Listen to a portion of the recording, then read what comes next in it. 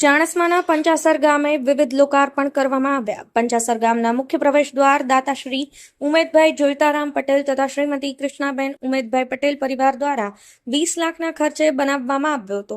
ચાણસ્મા તાલુકાના પંચાસર ગામની અંદર બનાવેલ પ્રવેશ દ્વાર તથા સ્કૂલના રૂમનું લોકાર્પણ કરવામાં આવ્યું તેમજ નવીન પંચાસર ઓફિસ સહિતના ખાતમુહૂર્ત પણ કરવામાં આવ્યા.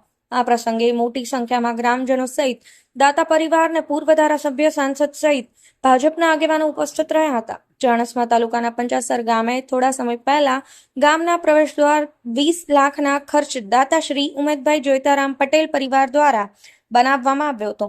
તેનું લોકાર્પણ ગુરુવારે મહેસાણા સાંસદ હરિભાઈ પટેલ, પૂર્વ કેબિનેટ મંત્રી અને ધારાસભ્ય દિલીપભાઈ ઠાકોર તથા જિલ્લા ભાજપ પ્રમુખ સહિતના આગેવાનોની ઉપસ્થિતિમાં અને મોટી સંખ્યામાં ગ્રામજનોની હાજરીમાં લોકાર્પણ કરવામાં આવ્યું હતું.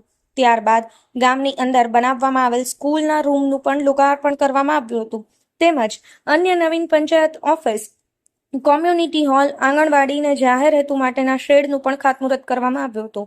આ પ્રસંગે પંચાસર ગ્રામ પંચાયતના સરપંચ મુકેશભાઈ પટેલ સહિતના ગામ લોકો, અગ્રણીઓ અને આગેવાનો સહિત દાતા પરિવાર મોટી સંખ્યામાં ઉપસ્થિત રહ્યો હતો. કાર્યક્રમના અંતે સમસ્ત પંચાસર ગ્રામજનોએ સ્વરૂચિ ભોજન પ્રસાદ લીધો.